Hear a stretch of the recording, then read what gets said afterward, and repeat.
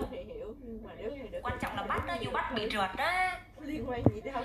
Bởi vì tại sao Du bắt không trượt? Bởi vì Du không biết cái từ fertility này nè, nên Du bị trượt mất cái chỗ này. Du đang nhắm là ok, cái chỗ nào nó nói fertile đây, fertile and cái gì đây, thế và không nghe thấy cái chữ này, thế là chết luôn, đúng chưa?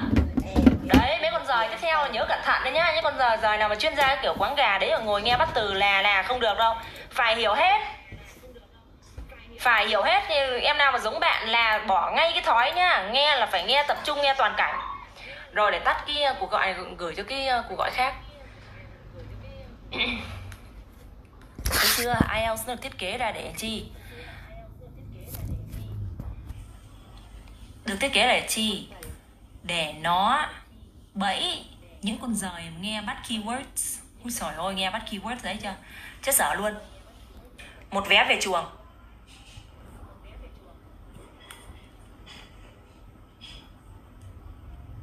Để gửi link cho các bạn, chờ tí nha.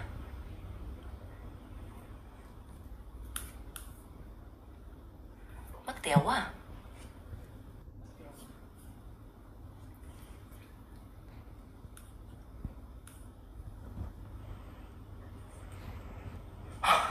Đi tiểu ấy nha.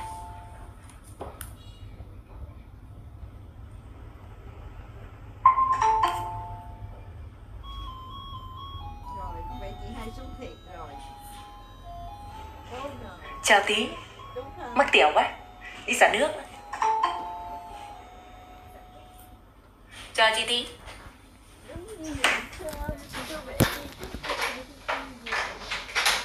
Có thể em nhạc em chỉ mới tắm xong rồi. Tao không tẩy con mắt tao rồi biết rồi.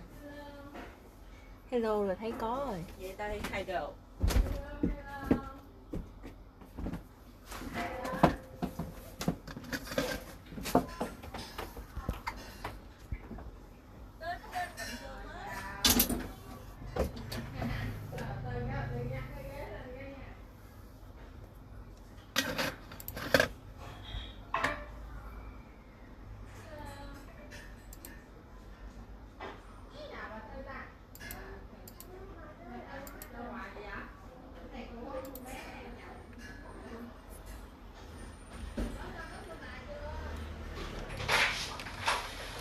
Rồi ơi. Đấy. Dạng khan cổ quá. Uống hơi nhiều nước. Thông cảm nha everybody. Bà phải nhìn Rồi. cái đầu tôi hồi nãy rồi mới biết. Để share màn hình nha. IELTS Cambridge số 11 Listening Test 4 và phần cuối cùng nha, Thanh Huyền. Rồi. Không chỉ mẹ em tới hay đâu. Được chưa? Thế là hết sức cẩn thận vào dạng từ và nghe. Không phải nghe mà chăm mà bắt từ nhá. Nghe phải hiểu đã. Nhắm mắt vào nghe hiểu. Được chưa? Rồi tiếp theo. Bác làm gì giảm sâu vậy ta? Qua đợt hả? Tại vì nó bị lỗi. Lỗi gì? Lại Nó có một cái cứng mạng rồi. đen này. Nhỏ ở đây. Ôi rồi. Thôi vậy là mới biết chỉ một chấm màu đen mà từ To 300 quickly đến increase the 400. amount of carbon stored in the soil. So agricultural researchers are now building a case for their use in combating climate change. Giảm nửa giá đó. Đấy, nó cho nghỉ, nó chưa nghỉ. Thở One đã. American investigation into the potential for storing CO2 on agricultural lands is taking place in California. Soil scientist Wendy Silver of the University of California, Berkeley, is conducting a first of its kind study on a large cattle farm in the state. She and her students are testing the effects on carbon storage of the compost that is created from waste, both agricultural, including manure and corn stalks, and waste produced in gardens, such as leaves, branches, and lawn trimmings. Hết. Go. 37, 38, 37 and 38. Everybody, please send me your answers.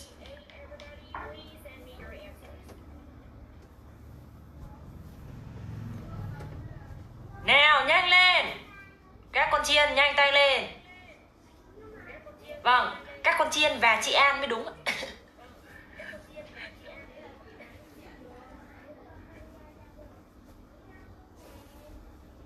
Các con chiên, xong chưa ạ? Con điền thôi mà lâu thế hả các em, nhanh lên. Nào.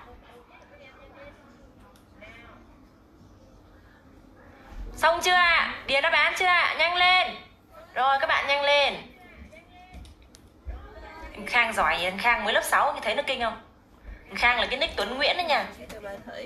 Ghê đó. Mới lớp 6, mẹ đăng ký cho cháu vào học IELTS. Cháu học nhanh phết mà. Speaking vào lớp C1, hết hồn.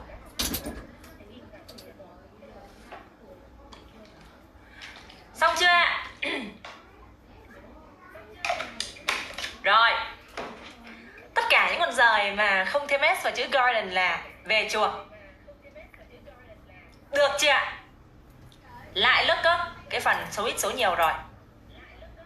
Lại look up. Đấy, Bảo Hân, Minh Anh nha, Hữu Khanh này, Nguyễn Ánh, rồi nhiều đứa bị look up nha. Còn Linh nữa này, Linh lại bị look up cái lỗi này. Các phải sai hai cái lỗi ngu ngục chưa? Nãy là có một cái lỗi là không thêm S, giờ lại thêm cái lỗi này nữa là 2 lỗi. Là ẩu rồi. Mà thiếu S nhá, nó không tính điểm đâu, nó cho sai đấy. Thế là có phải là phí nửa ban chưa? Mất hai câu là mất nửa điểm rồi.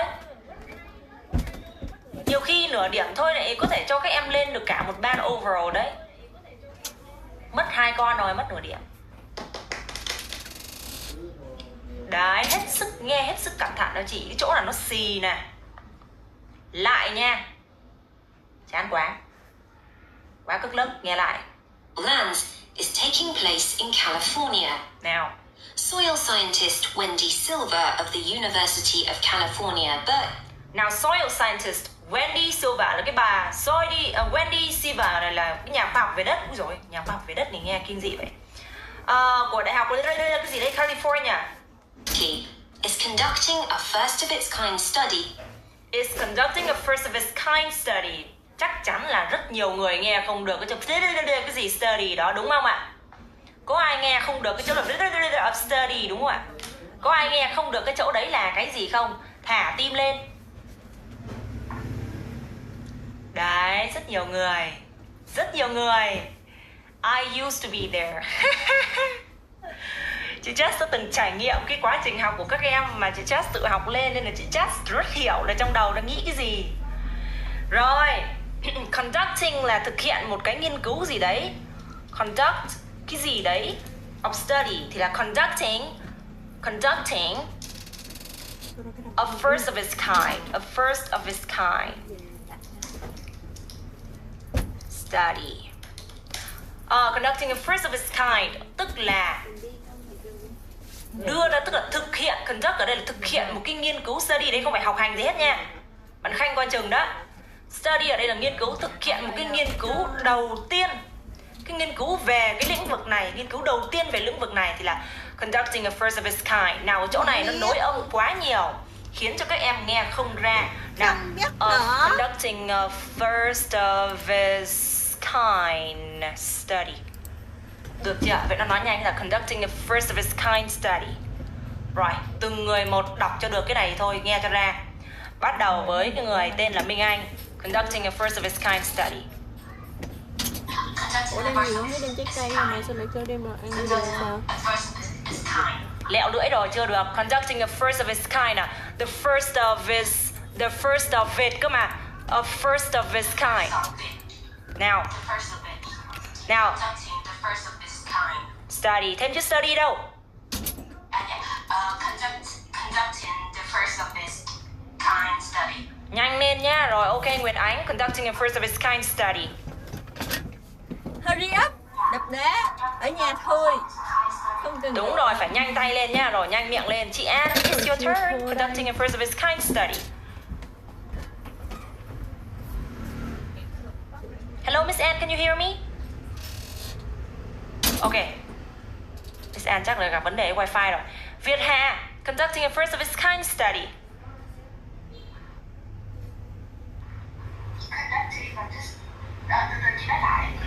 Chán mớ đời luôn, tao đọc mãi nãy giờ mấy lần. Conducting a first of its kind study.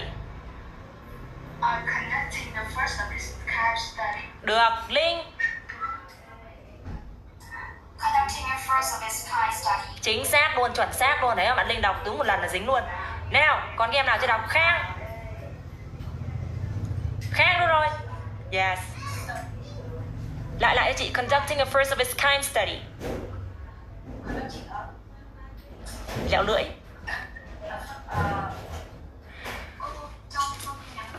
Ta chán mớ đời luôn.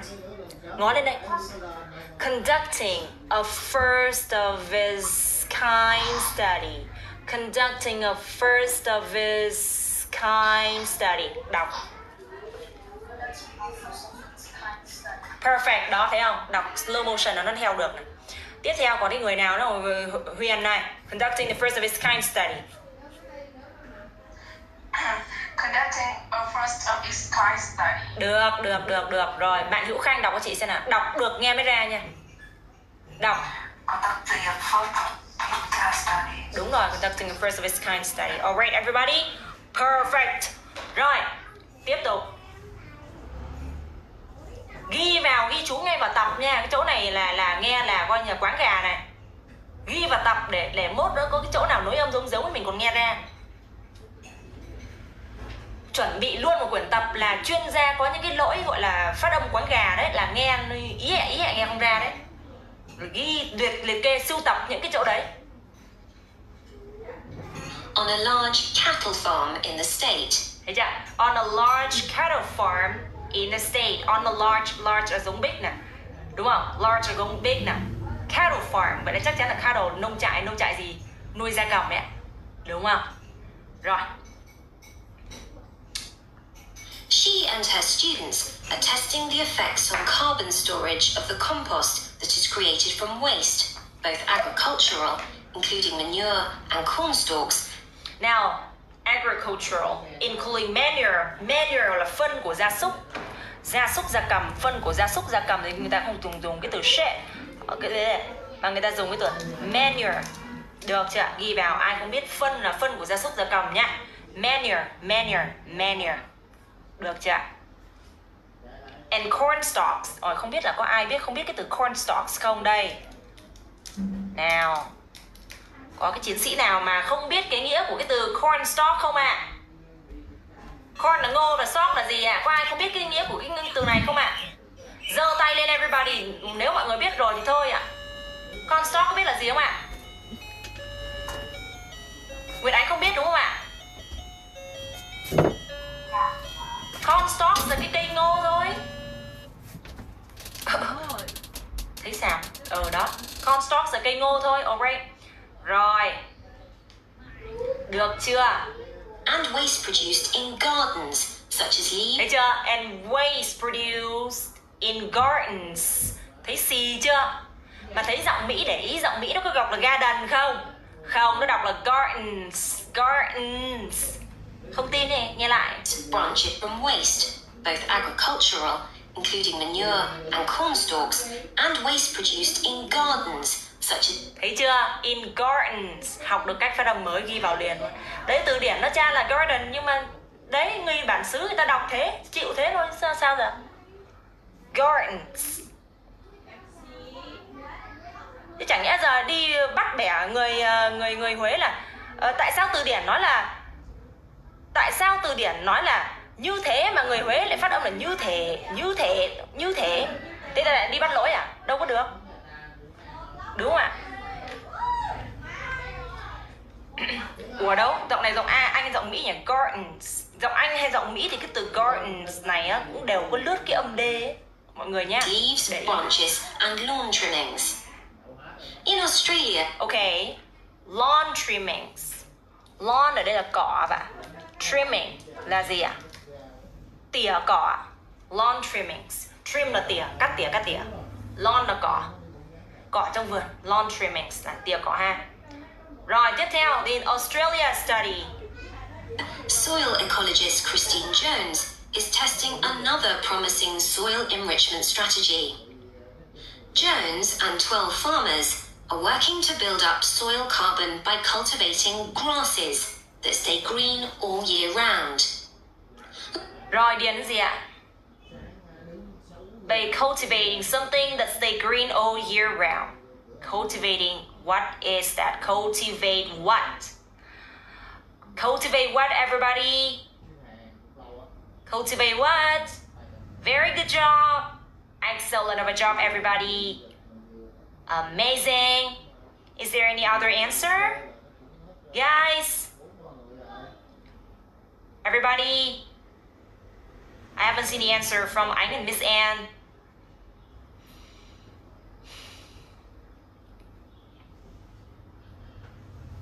Okay, grasses. So Duyên has a problem with that. Now Duyên mispronounces the word crest.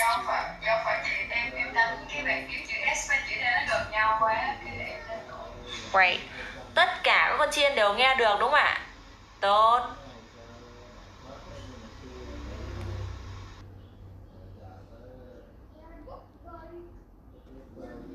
Rồi.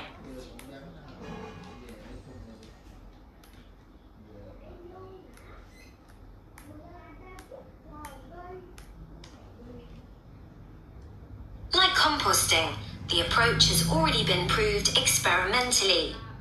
Jones now hopes to show that it can be applied on working farms and that the resulting carbon capture can be accurately measured.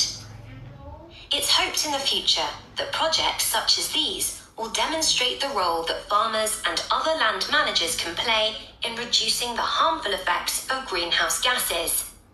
For example, in countries like the United States, where most farming operations use large applications of fertilizer, changing such long-standing habits will require a change of system. Ratan Lal argues that farmers should receive payment, not just for the corn or beef they produce, but also for the carbon they can store in their soil. Okay, everybody. 40. Number 40. Excellent, Khang. Amazing, everybody. You can hear out everything. Bảo Hân thêm mess. Chị ghi đầu online giờ nó nghe sao thêm mess vậy? Nghe như nào mà nghe thêm mess vậy? Nghe với ngóng chán mớ đời không? Chỗ cần thêm mess thì nghe không ra, mà chỗ không cần thêm mess thì nghe linh ta linh tinh. Alright. Đó. Mọi người nghe rất là ổn áp nha. Khang, sorry. Bạn gì đấy, nghe được không? Bạn Khanh nghe được không? Khanh đâu rồi?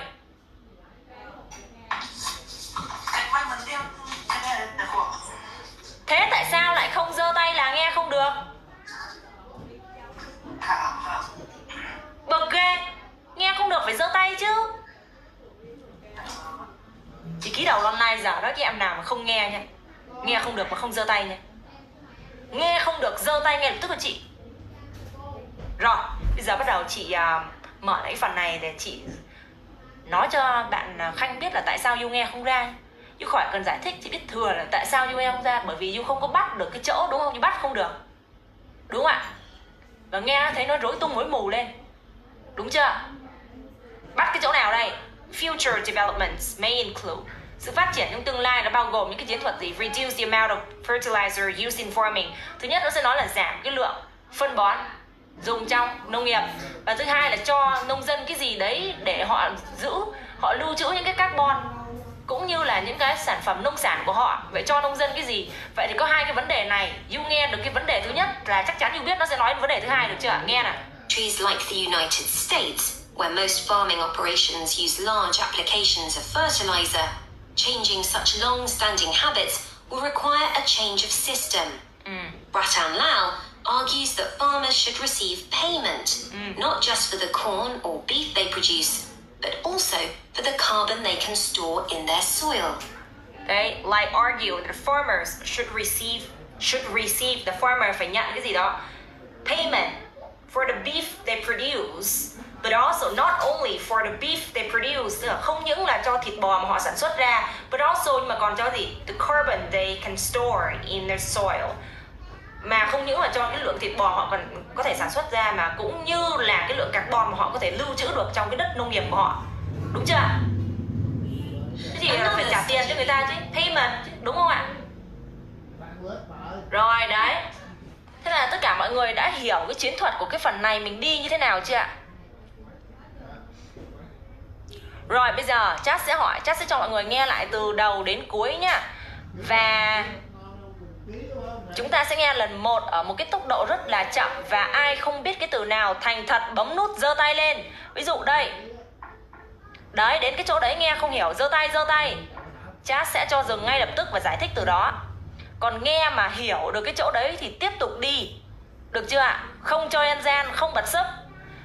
Không bật sub ở trên Google Meet, ngồi nghe trung thực.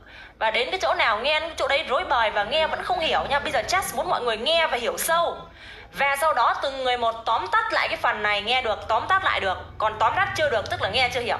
Từng người một sẽ gọi tên một cách random, một cách ngẫu hứng. Và sau đó phát biểu coi là cái thằng cha này nghiên cứu cái gì. Tức là phải hiểu sâu nha. Hiểu không sâu là không có hy vọng gì luôn đấy. Không hy vọng gì với cái kỳ thi này nha. Rồi.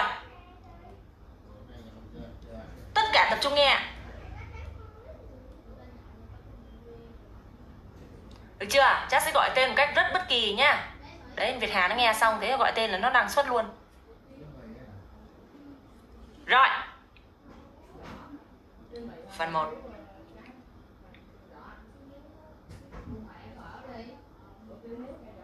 Fully and answer questions 31 to 40. As we saw in the last lecture, a major cause of climate change is the rapid rise in the level of carbon dioxide in the atmosphere over the last century. If we could reduce the amount of CO2, perhaps the rate of climate change could also be slowed down. One potential method involves enhancing the role of the soil that plants grow in with regard to absorbing CO2. Ratan Lau, a soil scientist from Ohio State University in the USA, claims that the world... Dừng. Minh Anh giơ tay. Không hiểu chỗ nào em? Dạ, có một cái khúc em nghe không ra là cái Ratan Lau ạ. Trời ơi, tên của con cha này nè. Ratan Lau là cái cha này nè. Trời ơi, tao lại hồi tên con Ratan là tên cái thằng cha này nè. Em tưởng nó tuổi âm. Ôi là trời, xỉu ngang. Rồi, tiếp tục. Agricultural soils could potentially absorb 13% of the carbon dioxide in the atmosphere, the equivalent of the amount released in the last 30 years. And research is going on into how this might be achieved.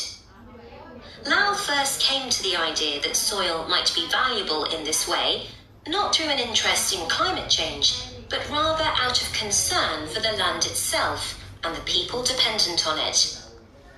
Carbon-rich soil is dark, crumbly and fertile, and retains some water. But erosion can occur if soil is dry, which is a likely effect if it contains inadequate amounts of carbon.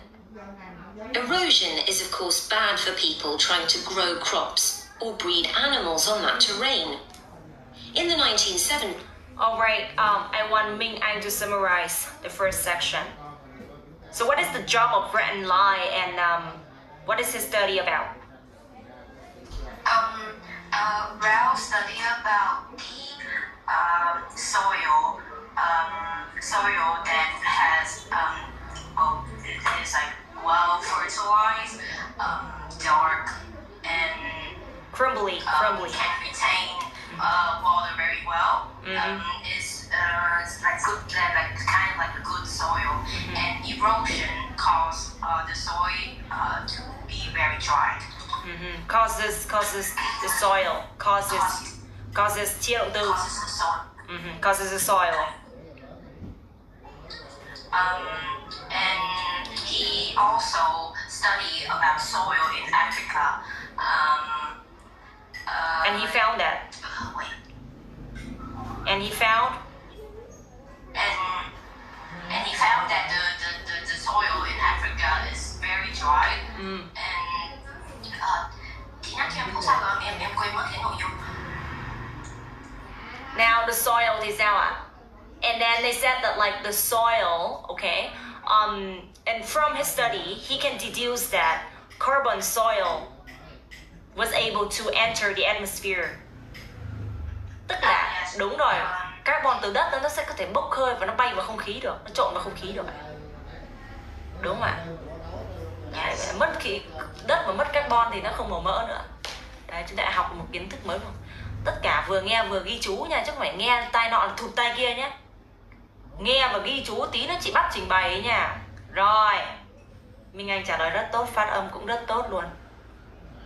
and 80s, Lau was studying soils in Africa, so devoid, who suggested that carbon from the soil for millions of years. Carbon dioxide levels in the atmosphere have been regulated, in part, by a natural partnership between plants and microbes, tiny organisms in the soil.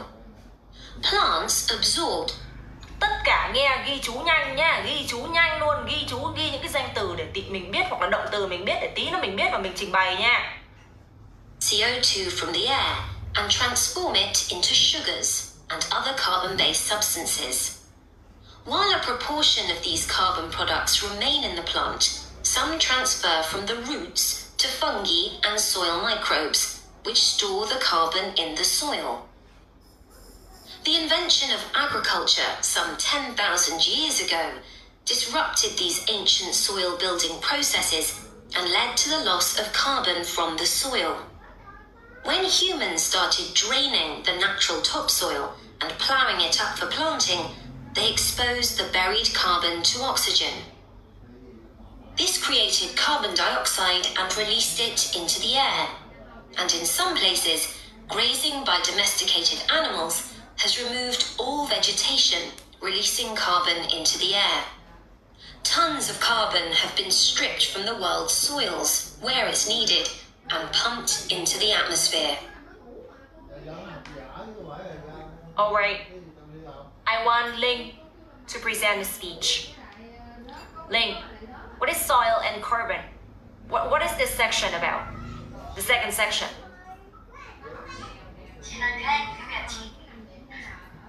Chị lại hồn em luôn trong lớp tiếng Anh nói tiếng Việt à? Thấy bạn nói tiếng gì? Bây giờ mình nói phải nói tiếng đấy chứ.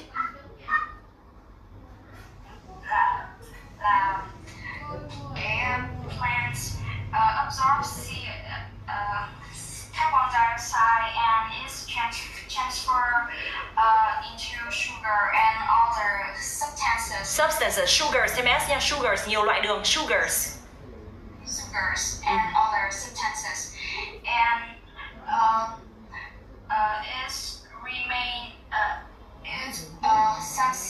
carbon dioxide move from the root and root of plants.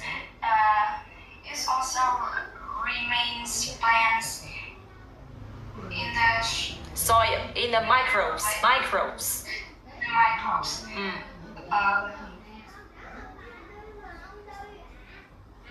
Carbon was lost from the soil when agriculture was invented, and it create carbon dioxide and release into the air. Cái chỗ đằng sau không giống lắm nha, cái đoạn cuối không giống lắm, nghe lại. Perhaps the rate of climate change. There he met a pioneer. The atmosphere have been regulated, in part, by a natural partnership between plants and microbes, tiny organisms in the soil. Plants absorb CO2 from the air and transform it into sugars and Now, plants they absorb CO2 from the air and transform it into sugars, right? the carbon-based substances. And other carbon-based substances. While a proportion of these carbon products remain in the plant, So there's a large proportion of these carbon products stay in the plant. Some carbon moves where? some transfer from the roots to fungi and soil microbes. Okay, some moves to the roots of the tree, transfer from the roots of the fungi to fungi and soil microbes. Tức là khi mà một phần của những cái hợp chất được tạo từ CO2 nó chui vào cái cây thì sao ạ? Thì phần lớn là nó giữ ở cái cây đó, nhưng mà còn một cái phần nhỏ thì nó sẽ tống qua cái đường rễ và sau đó nó chui vào những cái nấm ở xung quanh cái rễ cây đấy. Fungi là nấm và sau đó nó chui vào những cái sinh vật nhỏ li ti, vi sinh vật sống ở cái dưới đất mà trồng cái cây đấy, được chưa ạ? Nghe nó phải hiểu sâu. Or the carbon in the soil. The invention of agriculture. Và cái điều đó người ta nói là which store the carbon in the soil, which store the carbon carbon in the soil, và nguyên cái quá trình đấy nó giữ được carbon ở lại trong đất. Tức là sao? Đất mà muốn có carbon thì ở trong đấy phải có nhiều nấm với cả nhiều vi sinh vật, và thứ hai là phải nhiều cây nữa, thì cây nó mới hấp thụ carbon qua cái quá trình là gì ạ? Đấy, tưới cây trồng, tưới tiêu rồi quang học các kiểu, nó hấp thụ carbon. Sau khi nó hấp thụ carbon xong thì nó sẽ giữ vào cái rễ cây và nó giữ trong cây đấy, hoặc là một phần nó chuyển về nấm, một phần nó chuyển về cái vi sinh vật, đúng không ạ? Thì cái cách đấy là cái cách mà đất nó giữ được cái carbon. Ở cái bài này nó đang giải thích là đất giữ carbon như thế nào đây, đúng không ạ? Years ago, disrupted these ancient soil building processes and led to the loss of carbon from the soil. Nào, thế thì cái quá trình mà agriculture nhá, agriculture cái gì đây? Nó nói cái gì đây? Nó là cho mọi người nghe nhá. Đâu rồi? Some transfer from the roots to fungi and soil microbes, which store the carbon in the soil. Để cho mọi người nghe luôn. The invention of agriculture some 10,000 years ago disrupted these ancient soil building processes and led to the loss of carbon from the soil. Tức là sao? The invention of agriculture some 10,000 years ago disrupted the ancient soil building processes and led to the loss of carbons from the soil. Tức có nghĩa là sự xuất hiện của nông nghiệp từ 10.000 năm trước thì đã disrupted, đã làm cho, đã phá hủy, disrupted là đã phá hủy, và đã làm cho cái đất cổ xưa đó nó mất đi cái lượng carbon thông qua cái quá trình là xây dựng nhà cửa. Thế tại sao xây dựng nhà cửa thì phải chặt bớt cây đi ạ? Không có cây thì làm sao mà đất nó giữ được carbon ạ? Đúng không? Hết sức đơn giản để chúng ta hiểu theo một cái cách là tư duy thông thường. Thôi chết cha rồi, trễ giờ rồi, phải sang lớp khác. Bữa sau học tiếp. Rồi hôm nay everybody học rồi, có ai hiểu không? Bữa sau là chắc sẽ vẫn tiếp nhớ cái phần này và chúng ta sẽ áp sang cái phần part 3 nhá. Chúng ta học đấy thì chúng ta chỉ cần nói chung là học một cái lớp như thế này thôi là chúng ta đã biết được cái kỹ thuật rồi. Đấy, và chúng ta nói chung là cái từ vựng hơi yếu, từ vựng của một số bạn trong lớp hơi toang toang nên là cũng nghe cũng không hiểu sâu lắm. Thì nói chung là học càng nhiều thì chúng ta sẽ hiểu càng sâu thôi, chứ còn với vấn đề kỹ thuật là Jazz hướng dẫn cho mọi người rồi, đúng chưa? Rồi trong lớp này có ai mà nghe mà không hiểu cái gì hoặc là vẫn quáng gà trong cái lớp hôm nay không ạ? Có ai quáng gà thì giơ tay lên ạ. Không hiểu ạ? Mọi người hiểu hết hả? Khanh theo được không em? Khanh không hiểu hết đúng không? Bởi vì từ vựng quá yếu mà cái level của em là B2, vô cái lớp này choáng, mấy người kia toàn là C1. Rồi, Linh quán gà mà sao làm hết được vậy?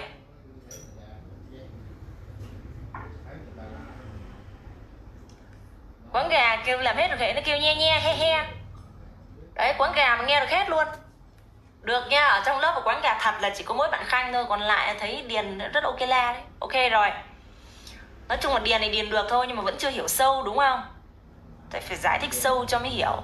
Rồi ok, em gonna be sing, đúng không? Điền là điền được đúng không? Mà nghe và hiểu mà bảo là hiểu sâu thì vẫn chưa hiểu sâu được đúng không ạ? Rồi. Nghe được từ thôi chứ còn vẫn chưa nắm được bối cảnh, chưa nắm bối cảnh thì chưa ổn. Thì cứ chăm chỉ học thôi, nói chung là bạn nào yếu kém về vấn đề từ quá thì cứ phải là học nhiều, tham gia nhiều còn làm sao nữa. Chịu thôi bây giờ sao. Okay everybody, I'm gonna be seeing you guys in the next class. Now right now I'm gonna move on to C1 speaking class and see you next week. Bye everybody.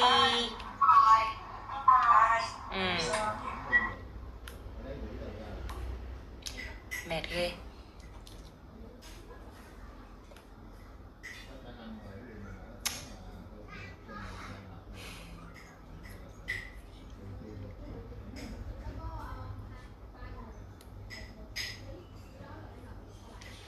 Tiếp tục là lớp C1 19. Ôi trời ơi, hôm nay có 2 lớp P1, tối nay có 2 lớp C1.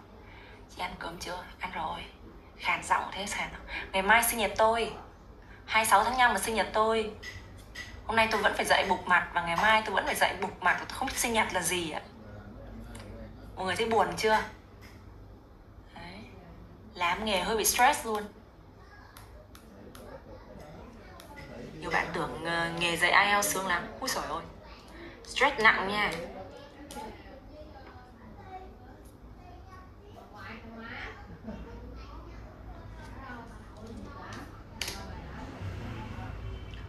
Cô giáo khó quá.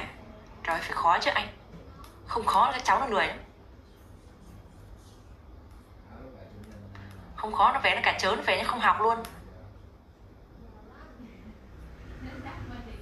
Đấy, người ta nói tự tìm niềm vui cho mình.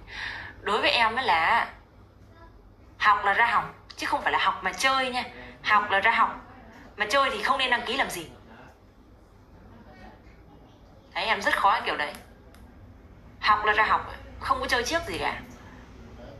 Nên những cái người nào thực sự là serious với cái vấn đề học thì họ mới tìm tới em thôi. Chứ còn người nào mà muốn học cho vui, học giỡn chơi, cô giáo phải thật là giỡn chơi trong lớp thì chắc chắn là không phải là em.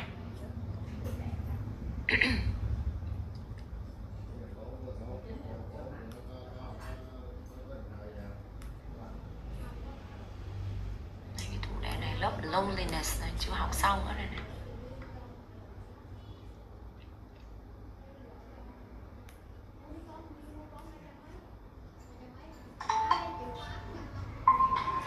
Hello. Hi, Miss Jasmine. Hi. How are you doing today? I'm doing really well today. Really well. Really? You got a good result or something? Like, I mean, tomorrow is your birthday. Like, Tomorrow is my birthday. How would you know? I see it on your profile on Facebook, and Oh. the interesting thing is tomorrow is also my birthday. Oh my gosh. Tomorrow is our birthdays. Great. Yeah, right. It seems like May the 26th is the birthday of geniuses. Hello, long time no see. Uyên, trời đất ơi, lớp trước thì đi đâu mà không thấy hiện hồn luôn ý. Học hành gì, trốn hoài. Đâu, Uyên đâu rồi? Hôm qua là phải liên lạc với phụ huynh. Hôm qua là tôi gọi điện thoại với phụ huynh. Thấy cháu nó không xuất hiện trong lớp. Hôm đấy em ngủ quên cho em làm bài xong rồi em ngủ ba đến tận tối. Rồi ơi. Thế là bị lỡ mất lớp luôn. Úi giời ơi. Học hành mà đi ngủ quên. Chết tôi không ạ, học hành mà ngủ quên. Nào, ok rồi. Chúng ta bắt đầu luôn nhé everybody.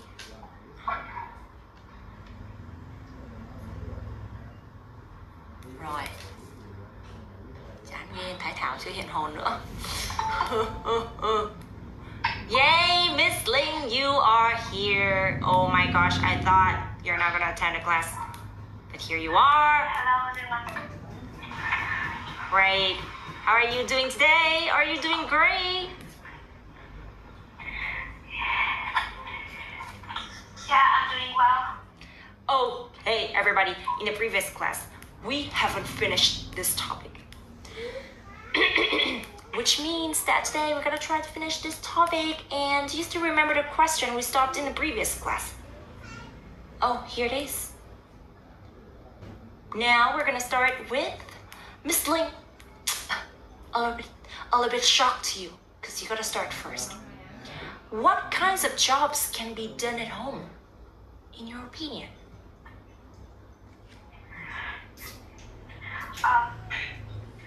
Well, in my opinion, I think. Yes. In my opinion, not I think. You gotta choose either in my opinion or I think. In my opinion,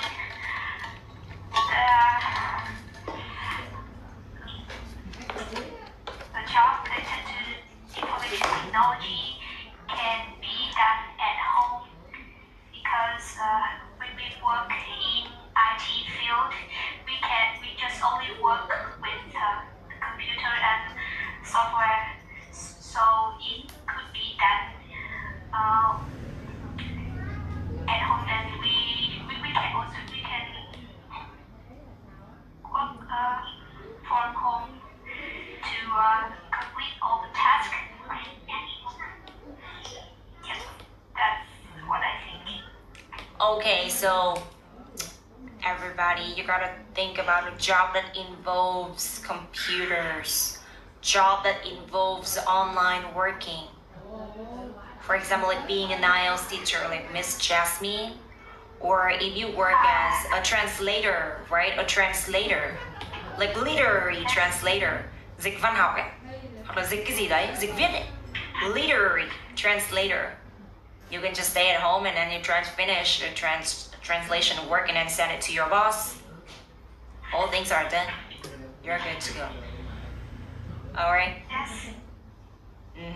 Okay, so now I'm gonna move on to Viet Anh so that Miss Linh can come up with some more ideas, and of course I'm gonna go back to you. What do you say? In my view, there are a wide range of jobs that can be done online, and the common feature is that they all involve the use of computers or smartphones. So let's come to some sort of job like the online teachers, or the live streamers, or even the celebrities who upload video online. So yeah, that job involves you using the computer to spread their image to a wider range of people and to access people from different parts of the world. And I also think that another kind of job which is kind of intellectual, which are the copywriters or I need the translators. They can also be done at home. And I also think that some sort of jobs like the domestic chores, like cleaning the floor or just washing the dishes, can also be listed as jobs that can be done without having to go out. But like if you do household chores, nobody pays you. So that doesn't count. In my opinion, that doesn't count because household chores is your responsibility. Doing household chores is your right. My parents pays me for it. Really? Just a little amount of money. OMG. Okay, kind of interesting. How about Ian? What do you say? What kinds of jobs can be done at home?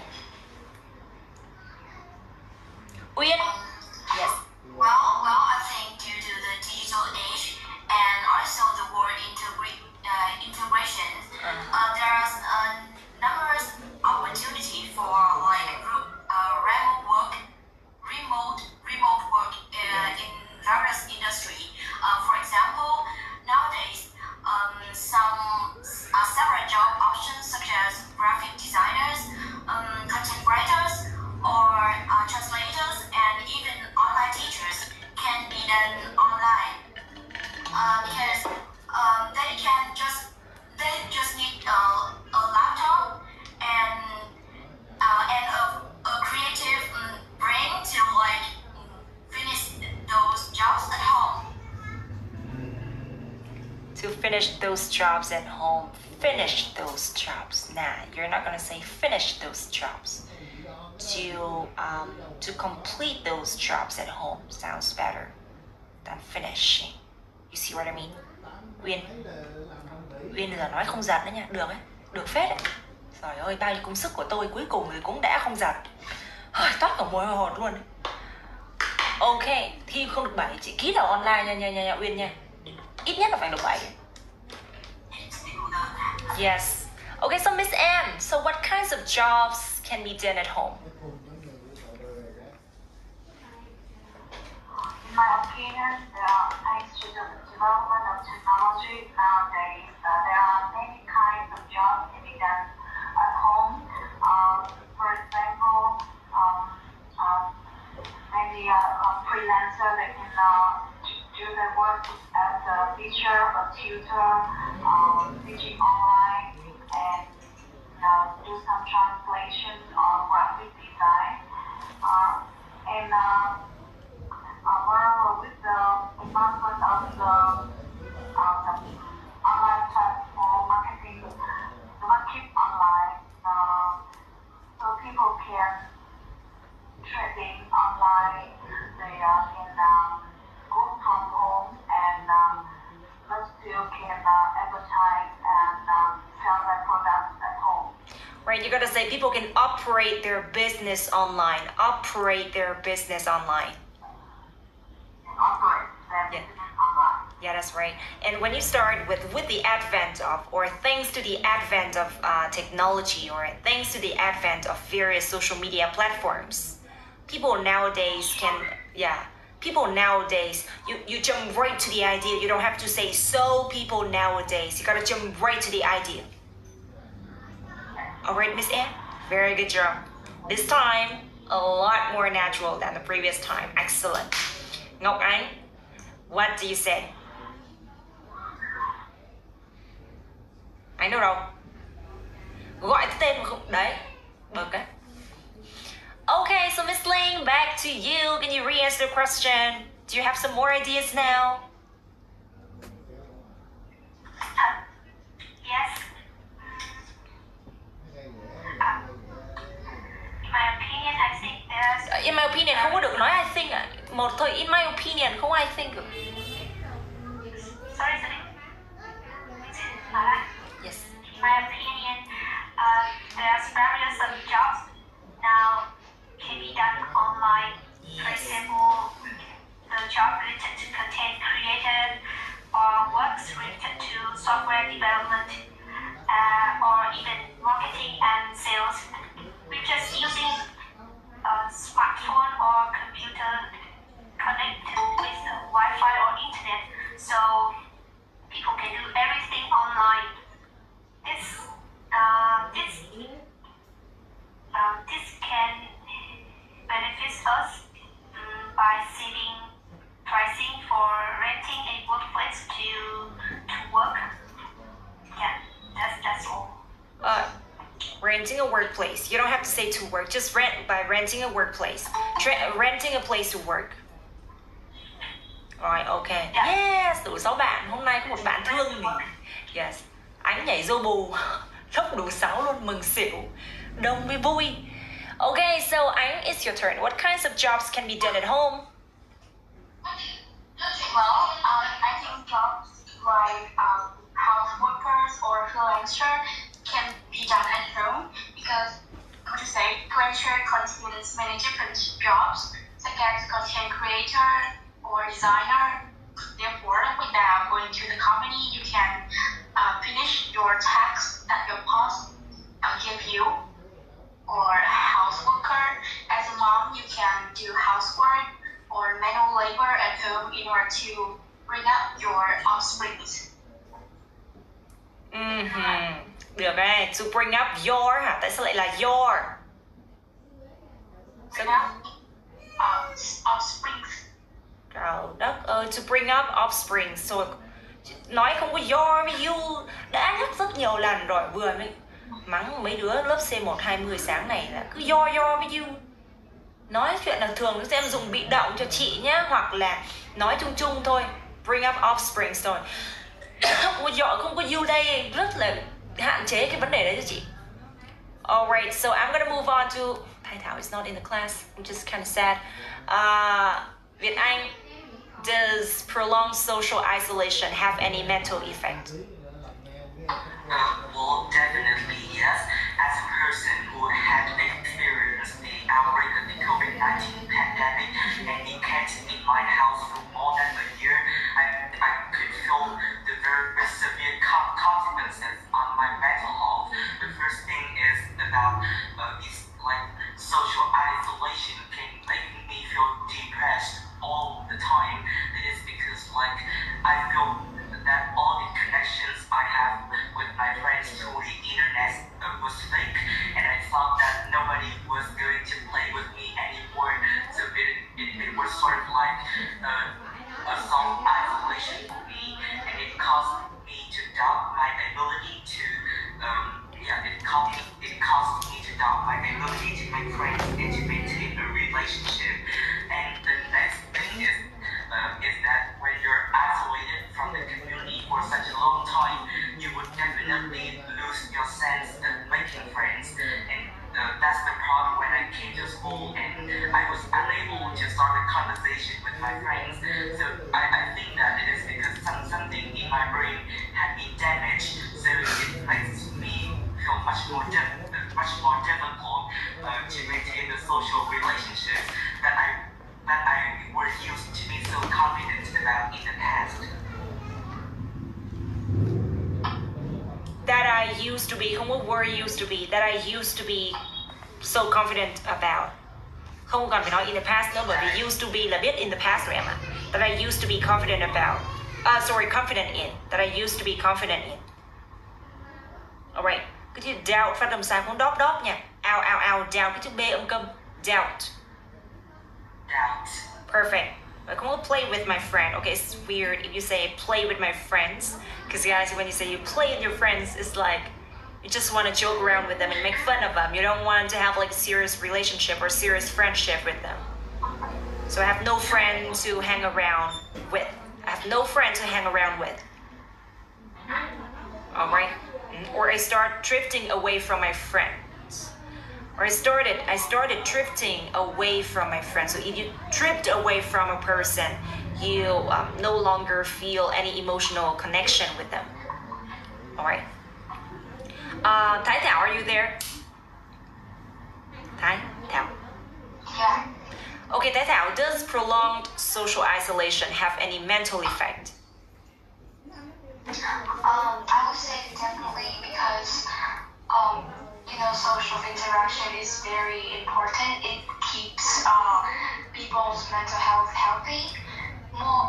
And like staying at home or being isolated for too long can lead to autism or depression. Moreover than that, I think that it also affects our physical health. It reduces our immune function, so that leads to adverse health consequences. So yeah, definitely. Adverse health concerns that consent. I am. Không có adverse health concerns là cái gì? Trời ơi, adverse health issues hoặc là adverse health problems. Mà problems này có nghĩa là tiêu cực rồi, không cần adverse nữa. Serious rồi, serious health problems. Được chưa Thái Thảo? Alright, weird word choice. You gotta start all over again. I would say definitely because social interaction is very important. It keeps people's mental health healthy.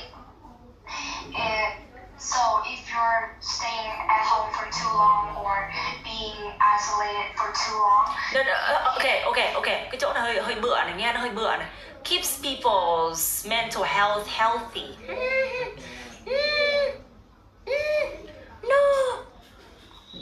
Kỳ nhá. It keeps people in the right mind, in their right mind. It keeps people in their right mind. Khiến cho mọi người đầu óc nó không bị khùng ấy. Keep people in their right mind. Được chưa? Nói lại. I would say definitely because social interaction is very important. It keeps people in their right mind. And if you're being isolated or staying at home for too long, it can lead you to autism or depression. Can result in. It will result in depression or autism. Moreover than that, it also affects our physical health a lot. It reduces our immune function. It reduces our immune function as well as lead to a lot of health problems. Very good job. Tốt rồi đó. Nãy là tự nhiên it leads to people. Autism là cái gì đấy, nghe kỳ cục vậy? Hả? Ý là sao? It leads people to autism. Ui dồi ôi, không được. Bây giờ ý là khiến cho người ta dễ bị mắc những cái bệnh đấy, đúng không ạ? Đúng không ạ? Rồi, tức là có cái khuynh hướng bị cái bệnh đấy. Thế thì You phải, bây giờ chị chỉ cho You có cái khuynh hướng bị cái gì đấy, thì bây giờ You cần phải có một cái tính từ, đúng không ạ? Một là make people tính từ xong rồi những cái bệnh đấy. Hai là bây giờ You phải động não, You nghĩ ra một cái từ nào đó. Thì chị chỉ cho em cái chữ render. Cái người nào đó sau cái từ này là phải là gì? Một tính từ. Vậy thì You có thể nói là vulnerable. vulnerable là dễ bị tổn thương to cái gì đấy. Hai là you có thể dùng subject to cũng được, bị chịu giới hạn bởi gì đấy. Ba là you có thể dùng cái chữ như là prone to cũng được, prone to cũng là cái từ hay chỉ các bạn dùng. Hoặc là you có thể dùng cái từ predisposed to đấy, dễ bị cái gì đấy. Predisposed to là dễ bị cái gì ạ? Predisposed to diseases such as mental illnesses, such as đấy, mental illnesses. Đúng không ạ? Rồi, ký này có đúng đấy. Illnesses such as cái bệnh gì thì you nói ra. Đúng không ạ? Autism và cái bệnh gì nữa ạ? Cái bệnh gì? ADHD á, ADHD là giống chị, ý là hay quên, suy giảm trí nhớ mà ngắn hạn ấy, tức là vừa nói gì xong tí ấy cái lại là quên, không nhớ. Đấy thì bây giờ autism và tự kỷ đúng không ạ? Autism này rồi depression là you biết rồi ha, đúng không em? Cũng là một cái bệnh. Hoặc là ADHD đấy. Thì nói này cho ngầu giám khảo hốt biết cái từ này luôn. Rồi được chưa ạ? Nói lại. Well, I would say definitely because, you know, social interaction is very important. It keeps people in their right mind. And if you're being isolated or staying at home for too long, it would subject you to, you know, mental illness such as autism or depression. Moreover than that, I would say that it also affects your physical health a lot. It Reduces chia động từ đâu? Chia động từ. It reduces. It reduces our immune function as well as results in a lot of health problems. Xuất sắc luôn nha, tốt. Alright. So, okay, I'm gonna move on to Miss Anne. It's your turn. What do you say to this? Okay. I think that if a person is isolated from other people for a long time, they will cause many mental and health problems. Yes. For example, if a person is touch with many people, they will be able to keep themselves in the right mind, be positive, active, but they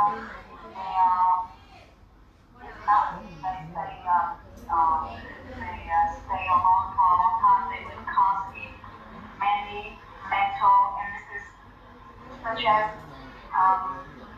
autism, ADHD, or depression. When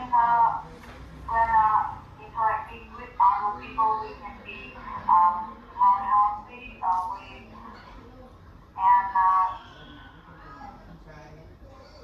we will pay more attention to our appearance.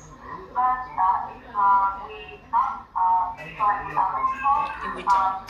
the person will be have some health problems. Okay, if the person and we are not compatible, so if we don't interact, if we don't, if we not. Oh no, if a person doesn't, if a person doesn't, yes. Doesn't interact with many other people for a long time, they will have some health problem as well. For example, they may experience some sleep deprivation. Yeah. Or adverse health consequences. So I think that keeping in touch with other people is a great way to help ourselves be healthy. Right, or to maintain a healthy lifestyle, Maintain a healthy lifestyle.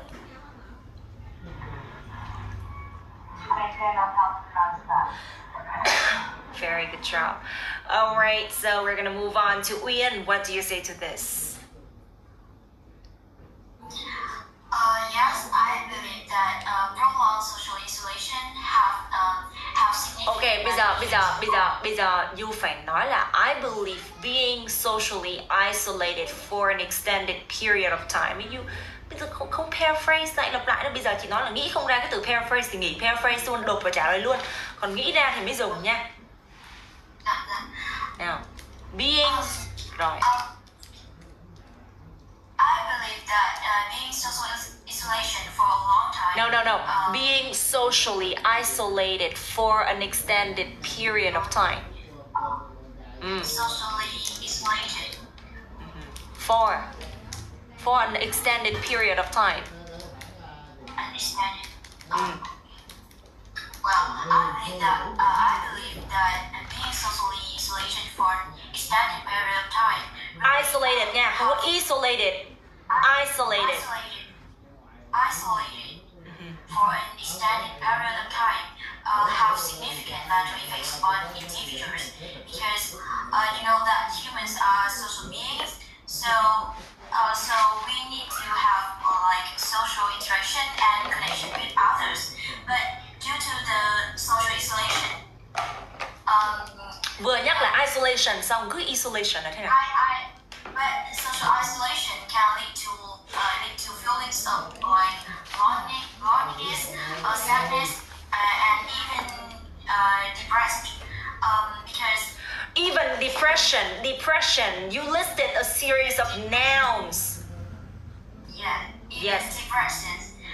Because lack of social support and the absence of positive social interactions can contribute to the onset of some depressive symptoms. The offset or the onset? The onset. Được không? Chính xác. The onset. Yeah, not offset. I heard something like offset. Yeah, the onset là sự đổ bộ vào đúng không ạ? Sự đổ bộ, giống như là bombardment gì đó. Onset là giống như bombardment. The onset of psychological issues. Right? And like without a support network, people may find it more challenging to like deal with difficult situation in their life, and thereby leading to decreased resilience and increased the mental health issues. Ui dồi, increase mental health issues. Increase the không có exacerbate thôi, làm cho nó tệ hơn thôi. Exacerbate exacerbate the mental health issues. Đúng rồi, exacerbate thôi, làm tệ hơn, nhưng tự nhiên tăng vấn đề. Cái vấn đề mà tăng nghe sao vậy? Vấn đề chứ làm cho tệ hại hơn, nhưng vấn đề mà tăng. Yêu đáp từ kinh quá nhá. Cẩn thận đó chị. Rồi, được rồi đấy. Tốt đấy, phần trình bày tốt xuất sắc luôn đấy. Không ngờ cải thiện nhanh vậy. Nhớ hồi còn vấp. Úi giời ơi, rạn từng chữ một. Bây giờ ro tốt đấy. Alright, so how about Ngọc Ánh? What do you say? Well, lack of communication with others can lead to several problems. Firstly, can lead to several mental issues, such as depression or social anxiety. Moreover, if they do not have communication with others, they may lack the opportunities to lack the chance of They may lack the opportunities. Đúng không? Không lack of nha. They may lack the opportunity to like ever higher later in their career.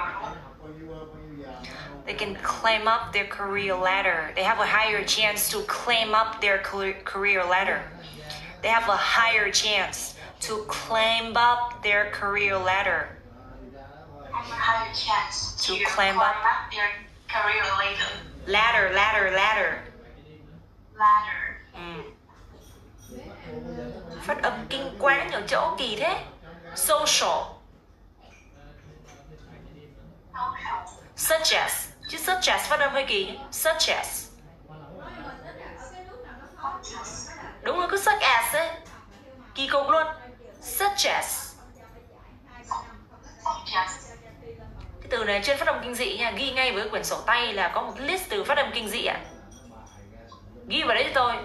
Và sau đó là học kỹ những cái phát âm của những từ này nha. Cái từ social đó với cả cái từ such as đó, lúc nào phát âm sai cái từ này. Ví dụ mà em không nối âm hai từ such với các từ s thì em đọc riêng ra được không ạ? Không được. Cái từ đó phải đọc nối á. Such as. Không có ai nói là such as cả. Không có ai nói như thế cả. Đúng rồi, người ta đọc toàn nối thôi. Không có ai nói là such as. Không có ai nói như thế cả.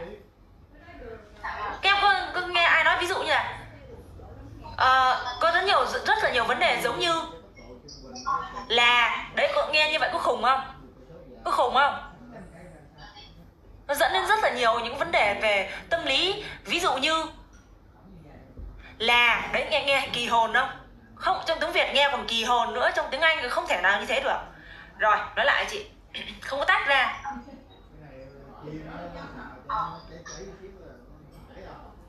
People do not communicate with others in a long time. It can lead to several mental issues, such as mental issues. Như phát âm kỳ quá. Mental issues. Yes. If people do not communicate with others, in a long time, it can lead to several mental issues, such as depression, social anxiety. Vừa mới nhắc social là sờ nặng xong. Social.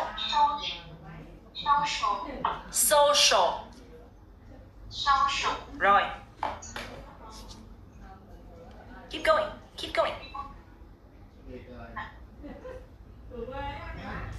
Social anxiety, moreover, like if they do not communicate with others, then their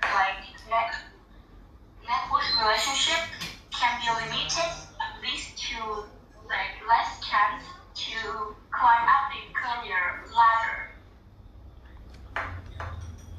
Leading to. Leading to less chance to climb up the career ladder. Leading to. Kỳ hồn. Cướp đi của họ đấy. Depriving them of a chance to climb up the career ladder. Cướp đi của họ cái gì? Đúng không ạ? Deprive somebody of something. Nhớ cái câu đó SVO rồi. Cái câu đằng sau muốn dùng động từ phải thêm ing chứ. Động từ còn thêm nguyên mẫu, nó là cái gì đấy? Hả anh? Mệnh đề quan hệ đâu? Mệnh đề quan hệ rút gọn đâu?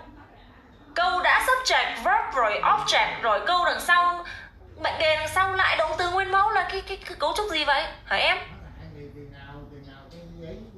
Đấy, thấy chưa? Các bạn khách lưu ý chưa ạ?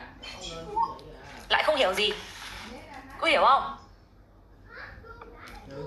Em biết là kiểu cái mệnh đề quan hệ nhưng mà chỉ là cái đoạn nào You nói cái gì đấy VS subject VO đấy đúng không? Thì You sẽ nói là lead to.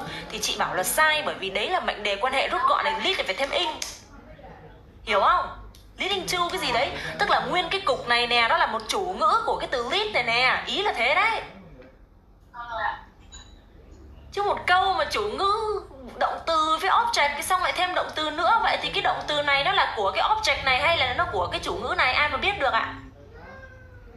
Đúng không ạ? Nên chúng ta thêm in thì chúng ta dấu hiệu cho người nghe rằng là đây là cái động từ của cái gì đây? Của nguyên cái cục này nè. Của nguyên cái hiện tượng này nè. Em hiểu không? Đó. Tí nữa áp dụng ngay một câu này nha. Đây là một cái cấu trúc rất là phức tạp, dùng trong writing và speaking luôn được nha. Tí nữa You nói cái quần què gì You phải áp dụng được một cái câu này đó chị. Rồi, bạn Khánh Linh, it's your turn. So does prolonged social isolation have any mental effect? Well, I think being in social isolation can dramatize affect our mental health.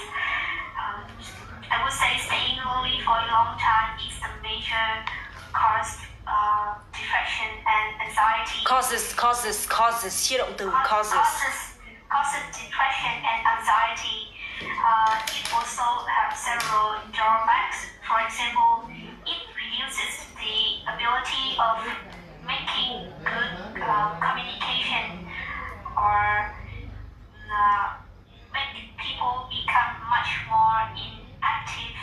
So they are not willing to adapt to new environment or try new things. And besides, it also makes people lose some relationships because of a long time not keeping in touch with their friends.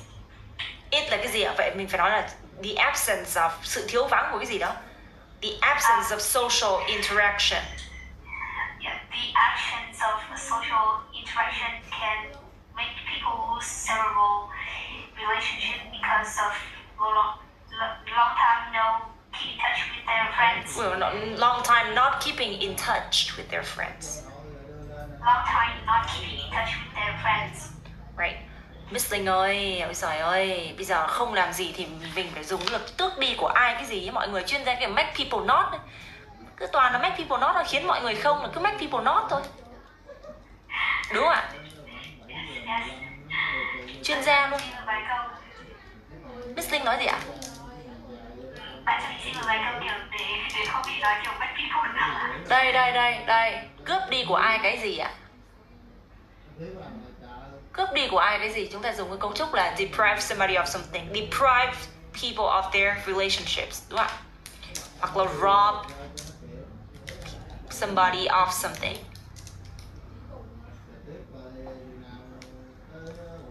Rob somebody off of something. Hai cái từ off đó. Rob somebody off something. Cướp đi, tước đi của ai cũng rồi. Tước đi, cướp đi của ai cái gì ạ? Chúng ta không nên dùng cấu trúc xu như là make people off, not nha. Alright, rồi. Thấy Thảo trả lời chưa? Tước một cái gì? Kinh quá, nghĩ kinh rồi. Tước đi của ai cái gì? Tước đi của ai cái gì? Đấy, ao ra ao dâu chán mớ đời. Thái Thảo trả lời rồi đúng không ạ? Rồi, ok. Quay lại Việt Anh này. Hết rồi. Amazing, good job. Sách vẽ nghệ thuật. Okay, so Việt Anh, did you enjoy art lessons when you were a child? Well, my answer for this question would be definitely not.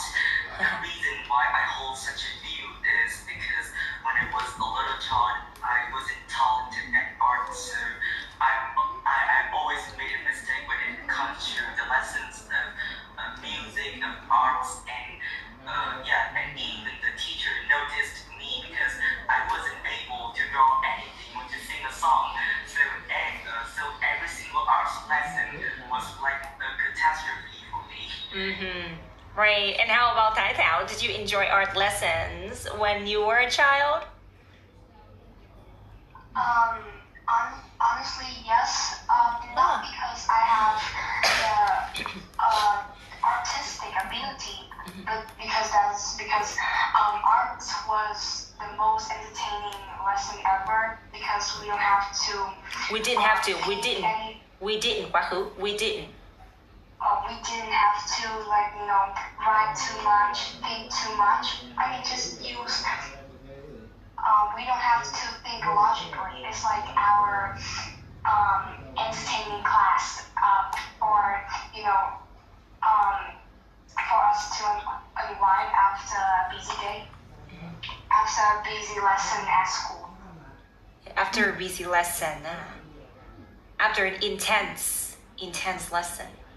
Một bài lớp học căng thẳng. Right.